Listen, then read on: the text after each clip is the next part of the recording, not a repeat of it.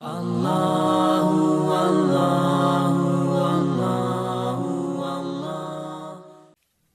انفال کی آیت نمبر 20، سورہ انفال کا 3 رکوع اور 9 پارے کا 17واں رکوع۔ یا ایھا الذین آمنوا اطیعوا اللہ ورسولہ، اے ایمان والوں اللہ اور اس کے رسول کا حکم مانو، کیونکہ رسول صلی اللہ علیہ وآلہ وسلم کی اطاعت، فرما برداری اور اللہ کی اطاعت اور فرما برداری ایک ہی چیز ہے۔ جس نے رسول صلی اللہ علیہ وآلہ وسلم کی اطاعت کی اس نے اللہ کی اطاعت کی۔ وَلَا تَوَلَّوْا عَنْهُ وَأَنْتُمْ تَسْمَعُونَ، اور سنا کر اس سے نہ پھرو۔ تم اللہ اور اس کے رسول کا فرمان سن چکے، اب اس سے منہ نہ موڑو، فرمان پر عمل کرو۔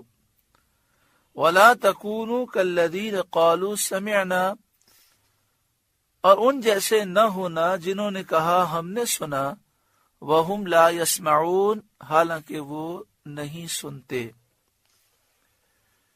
کیونکہ جو سن کر فائدہ نہ اٹھائے، نفع نہ اٹھائے اور نصیحت پر عمل نہ کرے، اس کا سننا ہی نہیں ہے۔ یہ منافقین اور مشرکین کا حال ہے۔ چونکہ انہوں نے سن کر فائدہ نہیں اٹھایا، اس لیے ان کا سننا نہ سننا ہے۔ مسلمانوں کو اس حال سے دور رہنے کا حکم دیا گیا۔ تم ایک کان سے سن کر دوسرے کان سے نہ نکالو، بلکہ اس پر عمل کرو اور اپنی آخرت کو بہتر بناؤ۔ ان شر الدواب عند اللہ الصم البکم الذین لا یعقلون، بے شک سب جانوروں میں بدتر اللہ کے نزدیک وہ ہیں جو بہرے گونگے ہیں، جن کو عقل نہیں۔ کافر جانوروں سے بدتر ہے، خنزیر اور کتے سے بھی بدتر ہے۔ قرآن مجید فرقان حمید کی اس آیت سے واضح معلوم ہوا۔ تو بار بار کہتے ہیں انسان اشرف المخلوقات ہے۔ اشرف المخلوقات انسان تو ہے، لیکن جب انسان اللہ کا نافرمان ہو اور اللہ کی نعمتوں کا انکار کرے اور اللہ کے مقابلے میں کھڑا ہو جائے تو وہ جانوروں سے، کتے اور خنزیر سے بھی بدتر ہوتا ہے۔ جو کافر یا جو کوئی بھی شخص، چاہے وہ اپنے آپ کو مسلمان کہتا ہو، نبی اکرم صلی اللہ علیہ وآلہ وسلم کا گستاخ اور بے ادب ہو، واقعی وہ تمام جانوروں سے بھی زیادہ بدتر ہے، کیونکہ جانور گستاخی نہیں کرتے۔ یہاں ہی فرمایا گیا کہ بہرے ہیں، گونگے ہیں، جن کو عقل نہیں ہے، نہ وہ حق سنتے ہیں لہذا بہرے ہیں، نہ حق بولتے ہیں لہذا گونگے ہیں، نہ حق کو سمجھتے ہیں لہذا بے عقل ہیں، کان اور زبان اور عقل سے فائدہ نہیں اٹھاتے، جانوروں سے بھی بدتر ہیں، کیونکہ یہ جان بوجھ کر بہرے گونگے بنتے ہیں اور عقل سے دشمنی کرتے ہیں۔ یہ آیت ایک قبیلے کے بارے میں نازل ہوئی، بنی عبد الدار، جو قبیلے کے لوگ کہتے تھے کہ جو کچھ محمد مصطفیٰ صلی اللہ علیہ وسلم لائے، ہم اس سے بہرے گونگے اندھے ہیں۔ اس قبیلے میں سے صرف 2 شخص ایمان لائے، ایک حضرت مصعب بن عمیر رضی اللہ تعالیٰ عنہ اور دوسرے حضرت سویبت بن حرملہ رضی اللہ تعالیٰ عنہ۔ یہ قبیلہ اس جملے کی وجہ سے منحوس رہا کہ انہوں نے کہا کہ جو کچھ محمد لائے ہم اس سے بہرے گونگے اندھے ہیں۔ یہ سارے کے سارے لوگ کافر رہے اور جنگ احد میں سب ہلاک ہوئے۔ وَلَوْ عَلِمَ اللَّهُ فِيهِمْ خَيْرًا لَأَسْمَعَهُمْ، اور اگر اللہ ان میں کچھ بھلائی جانتا تو انہیں سنا دیتا۔ یعنی اگر ان میں سچائی ہوتی اور دین سے رغبت ہوتی، اگر ان کے دل اس قابل ہوتے تو ضرور یہ سن لیتے۔ وَلَوْ أَسْمَعَهُمْ، اور اگر سنا دیتا اس موجودہ حالت میں کہ ان میں نہ صدق ہے نہ رغبت ہے، وَلَوْ أَسْمَعَهُمْ، اور اگر سنا دیتا، لَتَوَلَّوْا وَهُمْ مُعْرِضُونَ، جب بھی انجام کار منہ پھیر کر پلٹ جاتے۔ ان میں سچائی نہیں، ان میں صدق کی رغبت نہیں، یعنی سچی رغبت نہیں ہے ان میں، لہذا اگر یہ سن بھی لیتے تو یہی ہوتا کہ منہ پھیر کر یہ پلٹ جاتے۔ یا ایھا الذین آمنوا استجیبوا للہ وللرسول اذا دعاکم لما یحییکم، ایمان والوں اللہ اور رسول کے بلانے پر حاضر ہو جب رسول تمہیں اس چیز کے لیے بلائیں جو تمہیں زندگی بخشے گی۔ اس آیت کریمہ میں یہ حکم دیا گیا کہ جب بھی رسول تمہیں بلائیں فوراً حضور کی خدمت میں حاضر ہو جاؤ، کیونکہ رسول صلی اللہ علیہ وسلم کا بلانا اللہ ہی کا بلانا ہے۔ یہاں فرمایا اللہ اور رسول جب تمہیں بلائیں تو ان کے بلانے پر حاضر ہو جاؤ، تو رسول کا بلانا ہی اللہ کا بلانا ہے۔ بخاری شریف میں حضرت سعید رضی اللہ تعالیٰ عنہ سے مروی ہے، فرماتے ہیں میں مسجد میں نماز پڑھتا تھا، مجھے رسول اکرم صلی اللہ علیہ وآلہ وسلم نے بلایا، میں نے جواب نہ دیا، پھر نماز جلدی مکمل کر کے حاضر خدمت ہو کر عرض کیا یا رسول اللہ صلی اللہ علیہ وآلہ وسلم میں نماز پڑھ رہا تھا۔ حضور صلی اللہ علیہ وآلہ وسلم نے فرمایا کیا اللہ تعالیٰ نے یہ نہیں فرمایا کہ اللہ اور رسول کے بلانے پر حاضر ہو؟ ایسا ہی دوسری حدیث پاک میں ہے کہ حضرت ابی بن کعب رضی اللہ تعالیٰ عنہ نماز پڑھتے تھے، حضور صلی اللہ علیہ وآلہ وسلم نے انہیں پکارا، انہیں بلایا، انہوں نے جلدی نماز مکمل کر کے سلام عرض کیا، پھر آقا صلی اللہ علیہ وآلہ وسلم نے فرمایا تمہیں جواب دینے سے کیا بات مانے ہوئی، یعنی تم نے تاخیر کیوں کی؟ عرض کیا حضور میں نماز میں تھا۔ حضور صلی اللہ علیہ وآلہ وسلم نے فرمایا کیا تم نے قرآن پاک میں یہ نہیں پایا کہ اللہ اور رسول کے بلانے پر حاضر ہو؟ عرض کیا بے شک آئندہ ایسا نہ ہوگا۔ قرآن پاک کی اس آیت اور احادیث طیبہ کی روشنی میں فقہا نے یہ لکھا کہ جب نبی اکرم صلی اللہ علیہ وآلہ وسلم کسی صحابی کو بلائیں تو صحابہ پر یہ فرض تھا کہ فوراً حاضر ہو جائیں، اگر نماز میں ہو تو نماز کے دوران حضور کی بارگاہ میں حاضر ہو جائیں، چاہے وہ فرض نماز ہو، اور حضور کی بارگاہ میں جانے سے ان کی نماز ٹوٹتی نہیں ہے۔ وہ حضور کی بارگاہ میں جائیں، حضور جو کام کہیں وہ کام کر کے واپس اپنی جگہ پہنچ جائیں، حضور کے حکم پر کام کریں، اس حالت میں وہ نماز ہی میں ہیں۔ اللہ تعالیٰ نے اپنے محبوب کو کتنا مقام و مرتبہ عطا فرمایا۔ بد نصیب ہیں وہ لوگ جو نماز میں حضور کے خیال کو شرک کہتے ہیں اور نعوذ باللہ من ذالک اس قدر بے ادبی و گستاخی کرتے ہیں کہ زبان پر وہ الفاظ نہیں لائے جا سکتے، لیکن پھر بھی سمجھانے کے لیے عرض کرنا ضروری ہے کہ وہ نعوذ باللہ من ذالک گندے خیالات اور زنا کے خیالات اور گدے اور گھوڑے کے خیالات سے بھی بدتر سمجھتے ہیں کہ نماز میں رسول اللہ صلی اللہ علیہ وآلہ وسلم کا خیال آئے۔ توبہ استغفر اللہ۔ ایسے لوگ دین سے جاہل ہیں، دور ہیں۔ اللہ تعالیٰ ایسے لوگوں کی شر سے مسلمانوں کو محفوظ فرمائے۔ یہ بات کس نے لکھی ہے؟ بڑے افسوس کے ساتھ یہ عرض کی جا رہی ہے کہ یہ بات اسماعیل دہلوی نے لکھی ہے۔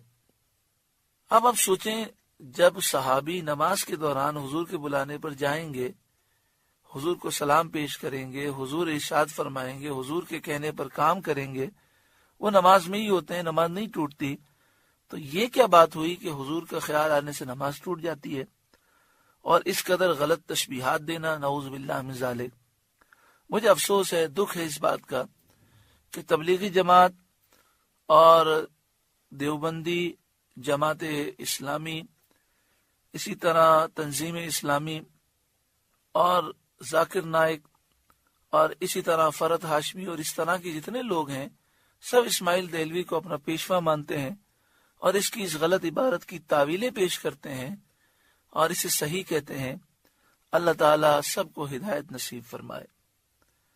اذا دعاکم لما یحییکم، جب رسول تمہیں اس چیز کے لیے بلائیں جو تمہیں زندگی بخشے گی۔ یعنی رسول اللہ صلی اللہ تعالی علیہ وسلم تمہیں جب بلائیں تو فوراً حاضر ہو جاؤ، کیونکہ حضور جس چیز کے لیے بلائیں گے وہ چیز تمہیں زندگی بخشے گی۔ حضور ایمان کی طرف بلائیں گے، حضور کو دیکھ کر تمہارا ایمان تازہ ہوگا، ایمان مضبوط ہوگا۔ کافر مردہ ہوتا ہے، ایمان سے کافر کو زندگی حاصل ہوتی ہے، تو ایمان زندگی ہے۔ تو مومن کو جب رسول اللہ بلائیں گے تو اس کی زندگی میں اور مزید برکتیں ملیں گی کہ اس کا ایمان اور مضبوط ہوگا۔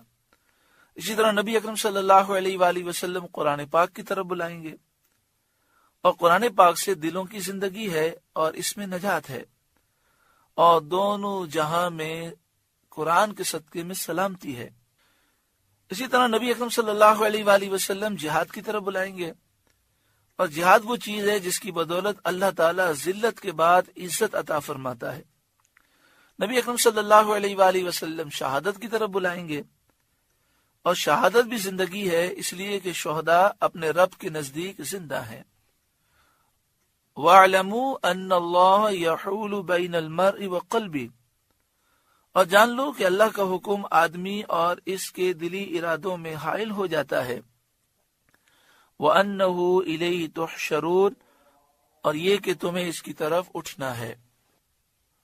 وَاتَّقُوا فِتْنَةً لَا تُصِيبَنَّ الَّذِينَ ظَلَمُوا مِنْكُمْ خَاصَّةً، اور اس فتنے سے ڈرتے رہو جو ہرگز تم میں خاص ظالموں کو ہی نہ پہنچے گا، یعنی اس فتنے سے ڈرو جو عام ہوگا، ظالم غیر ظالم سب کو پہنچے گا۔ واتقوا، اور ڈرو، فتنتن، اس فتنے سے، لا تصیبن الذین ظلموا منکم خاصہ، جو ہرگز تم میں خاص ظالموں کو ہی نہ پہنچے گا، بلکہ اگر تم اس سے نہ ڈرے اور اس کے اسباب ترک نہ کیے، یعنی گناہ نہ چھوڑے، اور وہ فتنہ نازل ہوا، تو یہ نہ ہوگا کہ اس میں خاص ظالم اور بدکار ہی مبتلا ہوں، بلکہ وہ نیک اور بد سب کو پہنچ جائے گا۔ اس سے معلوم ہوا کہ جب گناہ عام ہوتے ہیں، برائیاں عام ہو جاتی ہیں، اور پھر مصیبت آتی ہے تو سب اس مصیبت میں مبتلا ہوتے ہیں۔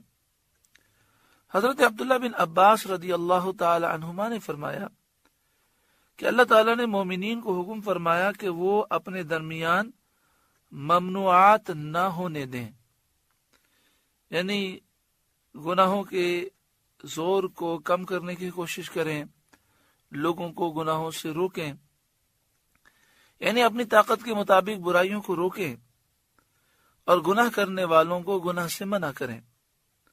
اگر انہوں نے ایسا نہ کیا تو عذاب ان سب کو عام ہوگا، خطا کار غیر خطا کار سب کو پہنچے گا۔ تو ہر مسلمان پر لازم ہے کہ اگر ہاتھ سے روکنے کی طاقت ہے تو ہاتھ سے روکے، زبان سے روکنے کی طاقت ہے، ہاتھ سے روکنے کی طاقت نہیں تو زبان سے روکے، اور اگر کچھ بھی نہیں تو دل میں برا جانے اور ان سے دور ہو جائے، ان سے قطع تعلق ہی کر لیں۔ حدیث شریف میں ہے، سید عالم صلی اللہ علیہ وآلہ وسلم نے فرمایا، اللہ تعالیٰ مخصوص لوگوں کے عمل پر عذاب عام نہیں کرتا جب تک کہ عام طور پر لوگ ایسا نہ کریں کہ ممنوعات کو، گناہوں کو اپنے درمیان ہوتا دیکھتے رہیں اور اس کے روکنے اور منع کرنے پر قادر ہوں، اس کے باوجود نہ روکیں نہ منع کریں۔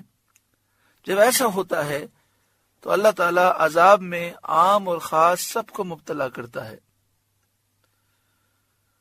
ابو داؤد کی حدیث میں ہے کہ جو شخص کسی قوم میں سرگرم معاصی ہو، یعنی گناہ کر رہا ہو، اور وہ لوگ باوجود قدرت کے اس کو نہ روکیں، تو اللہ تعالیٰ مرنے سے پہلے انہیں عذاب میں مبتلا کرتا ہے۔ اس سے معلوم ہوا کہ جو قوم نہی عن المنکر ترک کرتی ہے، گناہ سے روکنا چھوڑ دیتی ہے، تو وہ اپنے اس ترک فرض کی شامت میں مبتلا عذاب ہوتی ہے، کیونکہ گناہ سے روکنا فرض ہے۔ جب وہ یہ فرض ترک کر دیتے ہیں تو اللہ کا عذاب اس پر بھی آتا ہے۔ آج شام کی حالت، عراق کی حالت اور دیگر ملکوں کی جو حالت ہے، کہیں ایسا تو نہیں ہم غور کریں کہ آج مسلمانوں نے اس فرض کو چھوڑ دیا ہو۔ آج ہم اپنی حالت دیکھیں تو ہم ہاتھ سے اگر نہیں روک سکتے، زبان سے تو بتا سکتے ہیں نا۔ ہم زبان سے بھی کہنے کے لیے تیار نہیں کہ آپ یہ کام غلط کر رہے ہیں، یہ منع ہے۔ زیادہ کیا ہوگا، وہ غصے ہو جائے گا، ذلیل کر دے گا۔ ہم ایک طرف تو کہتے ہیں کہ اللہ کی محبت میں جان بھی قربان ہو جائے، کوئی پرواہ نہیں، اور دوسری طرف ہم اللہ کی محبت میں اتنی آواز بھی بلند کرنے کی طاقت نہیں رکھتے۔ اسی وجہ سے ہم مصیبتوں، پریشانیوں میں گرفتار ہیں۔ اللہ تعالی ہم سب کو عقل سلیم عطا فرمائے اور اپنی طاقت کے مطابق ہمیں برائیوں کو روکنے کی کوشش کرنے کی توفیق عطا فرمائے۔ ایک تحریک اور ایک مہم چلانی چاہیے کہ مسلمانوں سے بے حیائی، فحاشی، عریانی کا خاتمہ ہو۔ مسلمانوں میں شراب بڑی تیزی سے عام ہو رہی ہے، زنا بڑی تیزی سے عام ہو رہا ہے، اور دیگر برائیاں بڑی تیزی سے عام ہو رہی ہیں۔ ہمیں ان کے خلاف جرأت و بہادری کے ساتھ مہم چلانی چاہیے۔ وَاعْلَمُوا أَنَّ اللَّهَ شَدِيدُ الْعِقَابِ، اور جان لو کہ اللہ کا عذاب سخت ہے۔ وَاذْكُرُوا، اے مومنو تم یاد کرو۔ یہاں ان مومنوں سے خطاب ہے جو مہاجرین تھے، جو مکہ شریف سے مدینہ شریف ہجرت کر کے آئے، اور ابتدائی اسلام میں ہجرت کرنے سے پہلے وہ مکہ مکرمہ میں تھے اور بڑی تکلیفیں انہوں نے اٹھائیں۔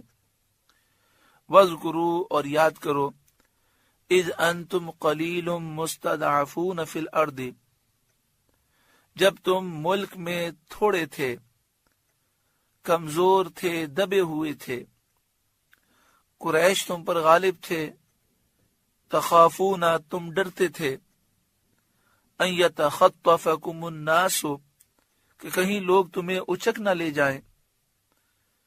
یعنی کافر اس قدر غالب تھے کہ جس کو چاہتے پکڑ کر گرفتار کر کے گھسیٹ کر لے جاتے، سب کے سامنے اسے قتل کر دیتے، سب کے سامنے اسے ذلیل کرتے، اسے مارتے۔ فآواکم، تو اللہ نے تمہیں جگہ دی، یعنی مدینہ شریف میں تمہیں امن کی جگہ دی۔ وَأَيَّدَكُمْ بِنَصْرِهِ، اور اپنی مدد سے قوت دی۔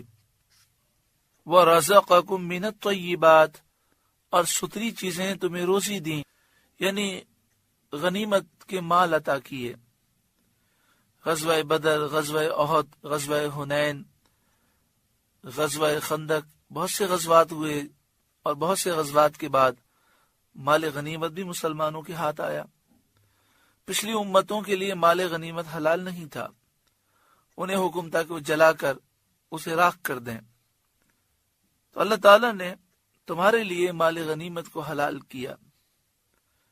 صدر الافاضل مولانا نعیم الدین مراد آبادی علیہ رحمہ تفسیر خزانہ العرفان میں لکھتے ہیں، یعنی اموال غنیمت جو تم سے پہلے کسی امت کے لیے حلال نہیں کیے گئے تھے، لعلکم تشکرون، کہ کہیں تم احسان مانو۔ یا ایھا الذین آمنوا لا تخونوا اللہ والرسول، اے ایمان والوں اللہ اور رسول سے دغا نہ کرو۔ وَتَخُونُوا أَمَانَاتِكُمْ وَأَنْتُمْ تَعْلَمُونَ، اور نہ اپنی امانتوں میں جان بوجھ کر خیانت کرو۔ فرائض کو چھوڑ دینا اللہ تعالیٰ سے خیانت کرنا ہے، اور سنت کا ترک کرنا رسول اللہ صلی اللہ علیہ وآلہ وسلم سے خیانت کرنا ہے۔ یہ بات تفسیر خزانہ العرفان میں اعلیٰ حضرت امام اہل سنت کے خلیفہ صدر الافاضل علیہ رحمہ لکھتے ہیں، فرائض کا چھوڑ دینا اللہ تعالیٰ سے خیانت ہے، اور سنت کا ترک کرنا رسول صلی اللہ علیہ وسلم سے۔ شان نزول یہ آیت ابو لبابہ ہارون بن عبد المنذر انصاری کے حق میں نازل ہوئی۔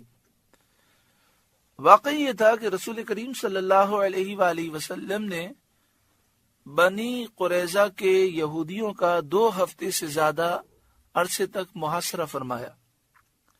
وہ اس محاصرے سے تنگ آ گئے اور ان کے دل خائف ہو گئے، تو ان سے ان کے سردار کعب بن اسد نے یہ کہا کہ اب 3 شکلیں ہیں، یا تو سید عالم صلی اللہ علیہ وسلم کی تصدیق کرو اور ان کی بیعت کر لو، کیونکہ اللہ کی قسم وہ نبی مرسل ہیں، یہ ظاہر ہو چکا، اور یہ وہی رسول ہیں جن کا ذکر تمہاری کتاب میں ہے، ان پر ایمان لے آؤ، تو جان، مال، اہل، اولاد سب محفوظ رہیں گے۔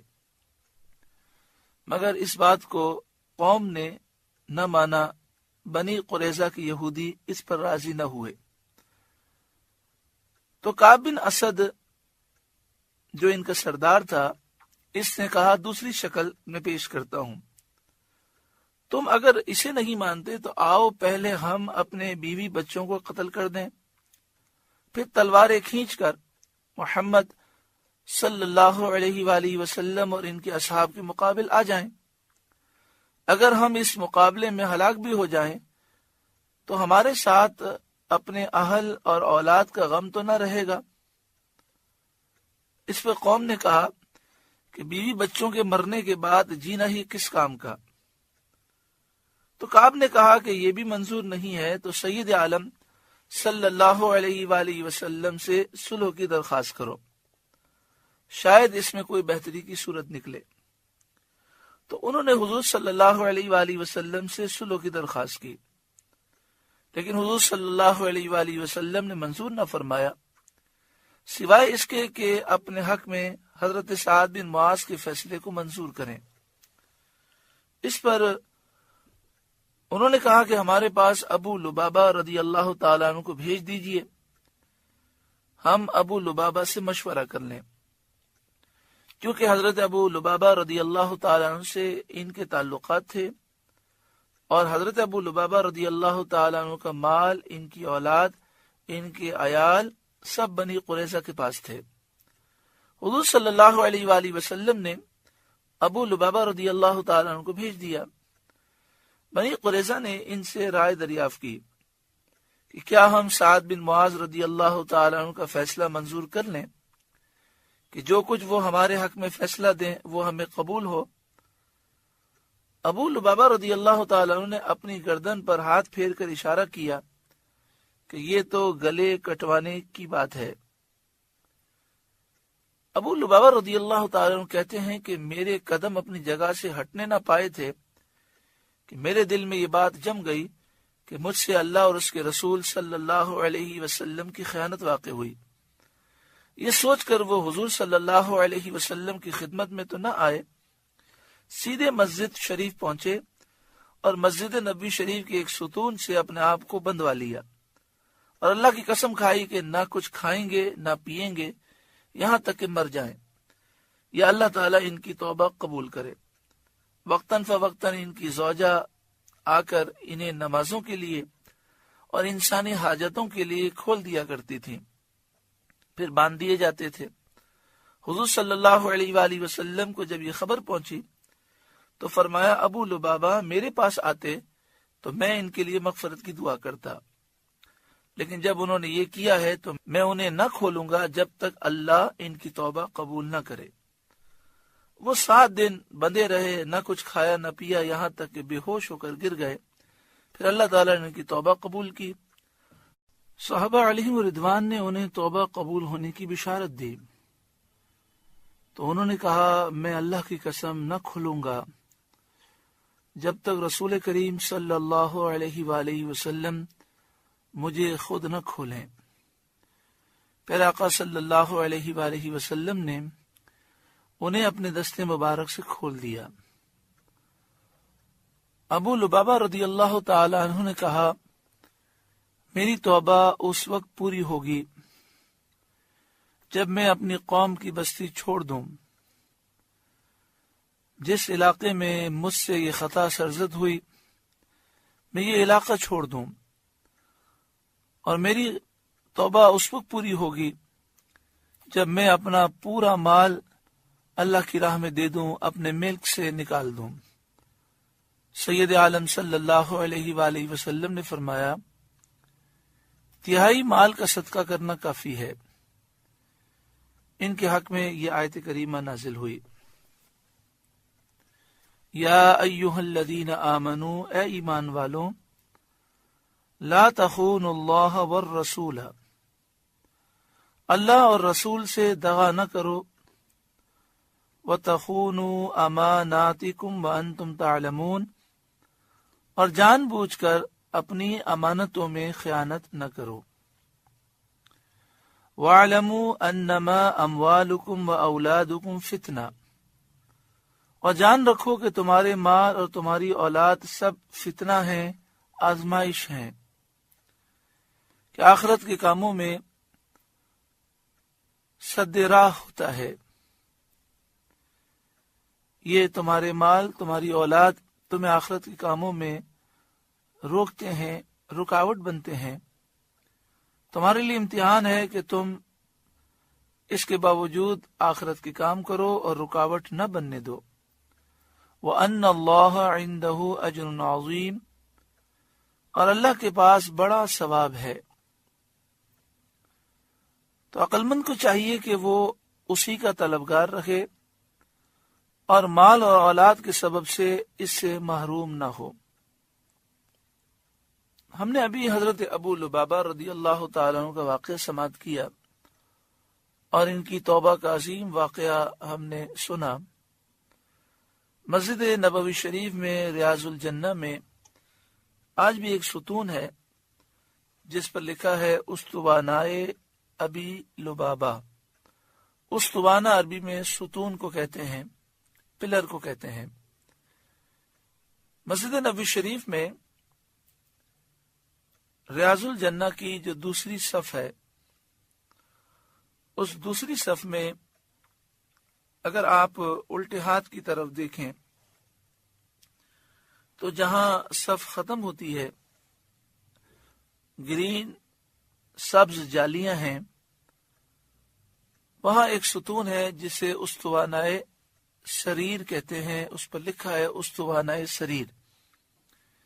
یہاں پر نبی اکرم صلی اللہ علیہ وآلہ وسلم اعتکاف کے دوران یہاں پر آرام فرماتے ہیں۔ سریر بستر کو، چارپائی کو، پلنگ کو کہتے ہیں۔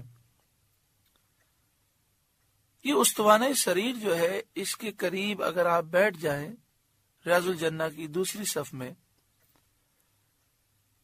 تو یہ وہ مقام ہے کہ آپ نبی اکرم صلی اللہ علیہ وآلہ وسلم کی قبر انور سے سب سے زیادہ قریب ہو جاتے ہیں۔ یہاں پر آپ نے دیکھا ہوگا کہ یہاں پر بڑی لمبی لمبی لائنیں لگی ہوتی ہیں اور عشاق یہاں پر بیٹھنے کے لیے بڑی جد و جہد کرتے ہیں، جنہیں اس کی اہمیت کا اندازہ ہے۔ مدینہ شریف میں ایک شیخ نے مجھے یہ بات بتائی کہ استوانہ سریر کے بالکل پاس بیٹھ جائیں، اپنے سر کو جھکا کر بیٹھیں اور اپنے دل کی طرف نگاہ کریں اور توجہ سرکار دو عالم صلی اللہ علیہ وسلم کی طرف ہو، جو حاجت پیش کریں گے انشاءاللہ پوری ہوگی۔ استوانہ سریر کی سیدھ میں ہی دوسری صف میں الٹے ہاتھ کی طرف استوانہ سریر ہے، تو آپ سیدھے ہاتھ کی طرف چلیں تو استوانہ ابی لبابہ ہے۔ تو یہاں پر بھی نوافل ادا کرنے چاہیے اور دعا مانگنی چاہیے، یہاں توبہ قبول ہوتی ہے۔ پھر مزید سیدھے ہاتھ پر چلیں تو استوانہ عائشہ ہے، جو استوانہ ابی لبابہ کی سیدھ میں ہے۔ یہ وہ مقام ہے کہ پیارے آقا صلی اللہ علیہ وآلہ وسلم نے فرمایا کہ ریاض الجنہ میں ایک ایسے مقام کو جانتا ہوں کہ اگر لوگ جانتے تو یہاں پر عبادت کرنے والوں کا اتنا رش ہوتا کہ قرآن اندازی کے بغیر جگہ نہ ملتی۔ لوگ یہ تلاش کرتے رہے کہ وہ جگہ کون سی ہے۔ حضرت عائشہ صدیقہ رضی اللہ تعالی عنہا کو اس جگہ کا علم تھا۔ آپ نے صحابہ کرام کو یہ جگہ بتائی، اس مناسبت سے اس کا نام استوانہ عائشہ ہے۔ اللہ تعالی ہمیں بار بار مدینہ شریف کی حاضری نصیب فرمائے، راز الجنہ کی حاضری نصیب فرمائے، استوانہ سریر، استوانہ ابی لبابہ اور استوانہ عائشہ اور استوانہ حنانہ اور دیگر جو مقدس پلر ہیں، محراب النبی، محراب عثمان رضی اللہ تعالی عنہم اور منبر رسول صلی اللہ علیہ وآلہ وسلم اور مواجع شریف اور قدمین شریفین اور اصحاب صفہ سے منسوب چبوترے پر اور جو استوانہ تہجد ہے، باب جبریل اور دیگر جو مقدس مقامات ہیں، بار بار وہاں پر حاضری، خوب دعائیں مانگنے، نوافل پڑھنے اور رونے اور التجائیں کرنے کی اللہ تعالی ہمیں توفیق اور ایسا ذوق و شوق نصیب فرمائے۔ دوسری بات یہ کہ یہ جو واقعہ بیان ہوا حضرت ابو لبابہ کا، یہ قبیلہ بنو قریظہ نے ان سے مشورہ کیا، تو قبیلہ بنو قریظہ کا یہ جو واقعہ پیش آیا یہ غزوہ خندق کے بعد ہوا۔ غزوہ خندق میں، جسے غزوہ احزاب بھی کہتے ہیں، احزاب کے معنی ہے کئی لشکر،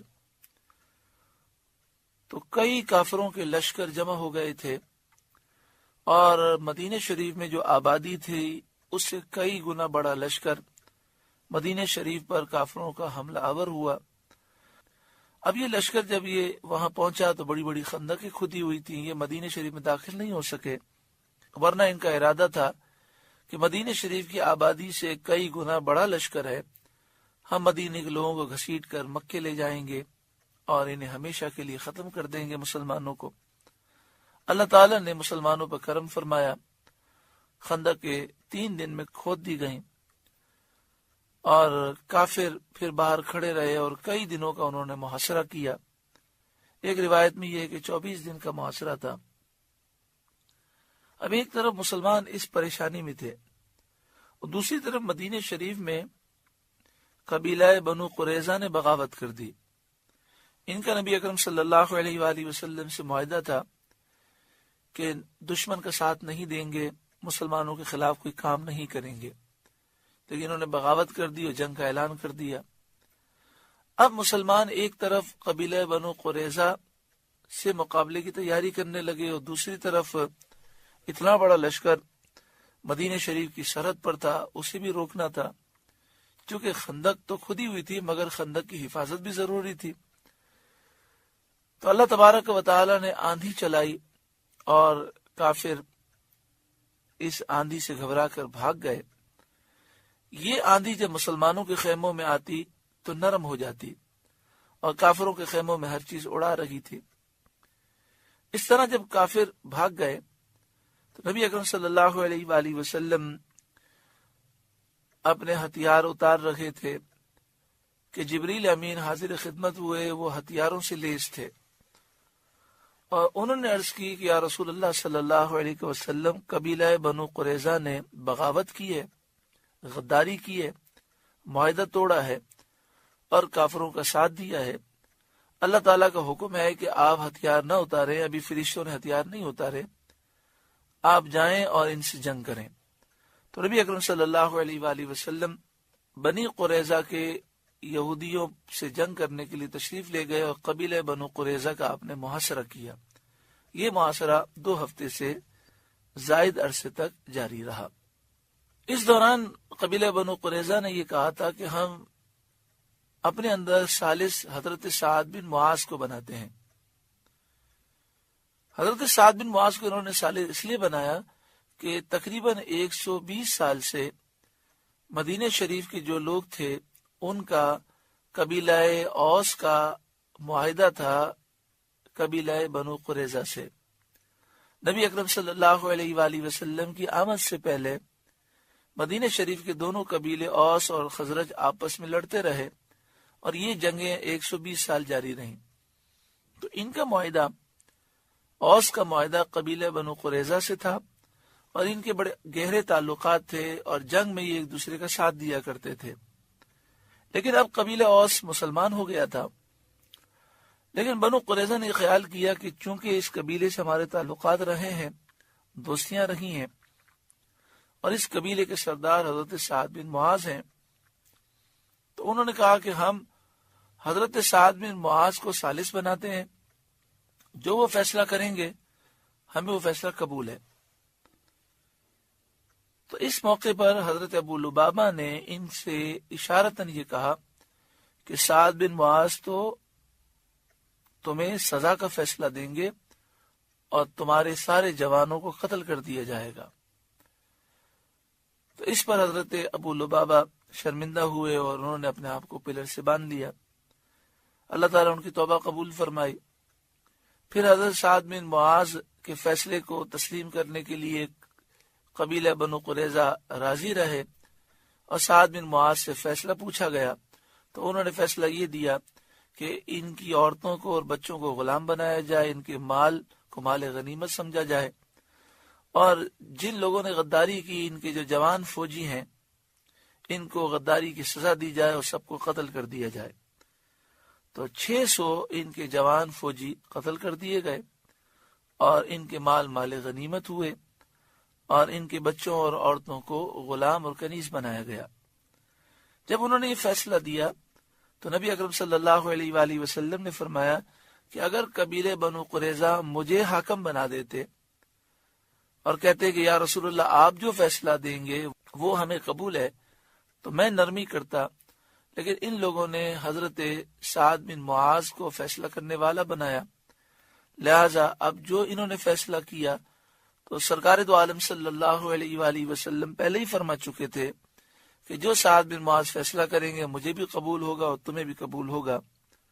تو یہ فیصلہ نافذ کیا گیا اور بنو قریظہ کا یہ حشر ہوا۔ حضرت سعد بن معاذ رضی اللہ تعالیٰ عنہ آپ اس موقع پر زخمی تھے، غزوہ خندق کے موقع پر، اور آپ کے زخم کو 25 دن گزر چکے تھے۔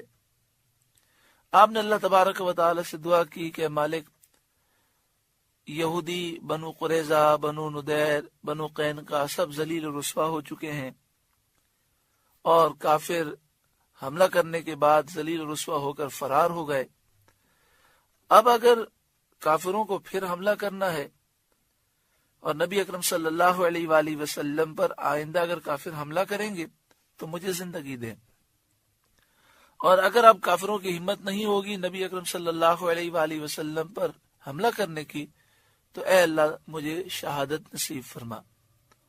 اللہ تعالیٰ نے آپ کی یہ دعا قبول فرمائی، اور وہ زخم جو آپ کا صحیح ہو گیا تھا، ہاتھ میں جو خون کی مین رگ ہوتی ہے اس پہ زخم تھا، وہ زخم کھل گیا اور آپ کا خون بہنے لگا اور آپ شہید ہو گئے۔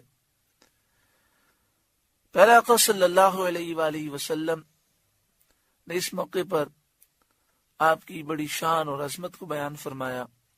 انشاءاللہ تعالی سورہ احزاب کے واقعے میں ہم یہ پوری تفصیل سے حضرت سعد بن معاذ رضی اللہ تعالیٰ عنہ کا واقعہ سنیں گے کہ کس طرح ان کی شہادت پر نبی اکرم صلی اللہ علیہ وآلہ وسلم نے ان کی فضیلت کو بیان فرمایا اور اللہ نے انہیں کیسا مقام و مرتبہ دیا۔ اللہ تبارک و تعالی ہم سب کو دین پر چلنے کی توفیق عطا فرمائے۔ اس واقعے میں جو ہم نے سماعت کیا اس میں یہ تھا کہ انہوں نے صلح کی پیشکش کی تو پیارا آقا صلی اللہ علیہ وآلہ وسلم نے منظور نہ فرمایا۔ یہ صلح کی پیشکش انہوں نے اس وقت کی تھی جب وہ یہ معاہدہ کر چکے تھے کہ نہ ہم رسول اللہ کا فیصلہ مانیں گے نہ کسی کا فیصلہ مانیں گے، سعد بن معاذ کو ہم ثالث بناتے ہیں، جو یہ فیصلہ کریں گے ہمیں قبول ہے، اور نبی اکرم صلی اللہ علیہ وآلہ وسلم اسے قبول کر چکے تھے کہ ٹھیک ہے سعد بن معاذ کا جو فیصلہ ہوگا وہی مجھے قبول ہے۔ اور اللہ رب العالمین نے بھی حضرت سعد بن معاذ کے فیصلے کے متعلق حکم نازل کر دیا کہ رسول اللہ صلی اللہ علیہ وآلہ وسلم سعد بن معاذ کے فیصلے کو نافذ کریں۔ تو اس کے بعد اب انہوں نے صلح کی پیشکش کی تو پیارا آقا صلی اللہ علیہ وآلہ وسلم نے اسے منظور نہ فرمایا، فرمایا اب تو یہی ہوگا کہ سعد بن معاذ جو فیصلہ کریں گے وہی قبول کرنا ہوگا۔ ذرا سوچیں، صرف ہاتھ سے انگلی سے انہوں نے گردن کی طرف اشارہ کیا اور اس اشارے میں یہ اشارہ دے دیا کہ سعد بن معاذ رضی اللہ تعالیٰ عنہ سے فیصلہ کرانا اپنے آپ کو مروانا ہے۔ اتنی سی بات پر وہ اتنے رنجیدہ ہوئے کہ اپنے آپ کو پلر سے باندھ دیا اور روتے رہے۔ آج مسلمان دین کو نقصان دے رہے ہیں۔ نبی اکرم صلی اللہ علیہ وآلہ وسلم کی ناموس کا مسئلہ آتا ہے، بات کرنے کے لیے کوئی تیار نہیں ہوتا، اور یہود و نصارہ کا ساتھ دیا جاتا ہے۔ میڈیا پر اینکر پرسن یہود و نصارہ کی بولی بولتے ہیں، پھر بھی اپنے آپ کو مسلمان کہتے ہیں۔ شرم نہیں آتی؟ اللہ اور اس کے رسول سے خیانت کرتے ہیں، دین کو نقصان پہنچاتے ہیں، اور پھر بھی یہ سمجھتے ہیں کہ ہم حضور کے امتی ہیں، مسلمان ہیں، اور ہمارے لیے تو دنیا اور آخرت میں رحمتیں ہی رحمتیں ہیں۔ صحابہ کرام علیہم رضوان حضور پر اپنا سب کچھ قربان کرتے تھے۔ اگر ذرا سا معاملہ ہو جاتا تو کس قدر وہ خائف ہوتے اور کس قدر وہ اللہ تعالیٰ سے معافی مانگتے۔ اللہ تبارک و تعالی ہمیں عقل سلیم عطا فرمائے۔ جتنے بھی اینکر پرسن ہیں اور جتنے بھی حکمراں ہیں اور جتنے بھی لوگ یہود و نصارہ کو فائدہ پہنچا رہے ہیں، ان کی بولی بول رہے ہیں، ان کا ساتھ دے رہے ہیں اور حق کا ساتھ نہیں دیتے، وہ یہ جان لیں کہ اللہ کا عذاب سخت ہے، زندگی بہت مختصر ہے، سب کچھ یہیں رہ جائے گا۔ کامیاب ہے وہی شخص جو اللہ اور اس کے رسول سے وفاداری کرے اور حضور صلی اللہ علیہ وسلم کے نام پر اپنا سب کچھ قربان کر دے۔ سورہ انفال کا تیسرا رکوع مکمل ہوا۔